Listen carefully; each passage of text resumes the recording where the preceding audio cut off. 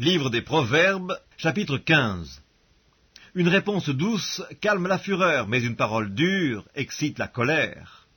La langue des sages rend la science aimable, et la bouche des insensés répand la folie. Les yeux de l'Éternel sont en tout lieu, observant les méchants et les bons. La langue douce est un arbre de vie, mais la langue perverse brise l'âme. L'insensé dédaigne l'instruction de son père, mais celui qui a égard à la réprimande agit avec prudence. Il y a grande abondance dans la maison du juste, mais il y a du trouble dans les profits du méchant. Les lèvres des sages répandent la science, mais le cœur des insensés n'est pas droit. Le sacrifice des méchants est en horreur à l'Éternel, mais la prière des hommes droits lui est agréable. La voix du méchant est en horreur à l'Éternel, mais il aime celui qui poursuit la justice.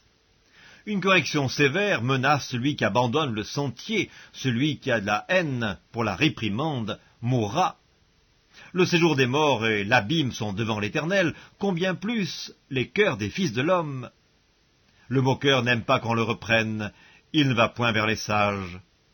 Un cœur joyeux rend le visage serein, mais quand le cœur est triste, l'esprit est abattu. Un cœur intelligent cherche la science, mais la bouche des insensés se plaît à la folie. Tous les jours du malheureux sont mauvais, mais le cœur content est un festin perpétuel. Mieux vaut peu avec la crainte de l'Éternel qu'un grand trésor avec le trouble. Mieux vaut de l'herbe pour nourriture là où règne l'amour qu'un bœuf engraissé si la haine est là. Un homme violent excite des querelles, mais celui qui est lent à la colère apaise les disputes. Le chemin du paresseux est comme une haie d'épines, mais le sentier des hommes droits est aplani. Un fils sage fait la joie de son père, et un homme insensé méprise sa mère. La folie est une joie pour celui qui est dépourvu de sens, mais un homme intelligent va le droit chemin. Les projets échouent faute d'une assemblée qui délibère, mais ils réussissent quand il y a de nombreux conseillers. On éprouve de la joie à donner une réponse de sa bouche, et combien est agréable une parole dite à propos.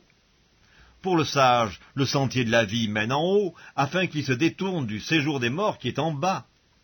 L'Éternel renverse la maison des orgueilleux, mais il affermit les bornes de la veuve. Les pensées mauvaises sont en horreur à l'Éternel, mais les paroles agréables sont pures à ses yeux. Celui qui est avide de gain trouble sa maison, mais celui qui a de la haine pour les présents vivra. Le cœur du juste médite pour répondre, mais la bouche des méchants répand des méchancetés. L'Éternel s'éloigne des méchants, mais il écoute la prière des justes. Ce qui plaît aux yeux réjouit le cœur, une bonne nouvelle fortifie les membres. L'oreille attentive aux réprimandes qui mènent à la vie fait son séjour au milieu des sages. Celui qui rejette la correction méprise son âme, mais celui qui écoute la réprimande acquiert l'intelligence.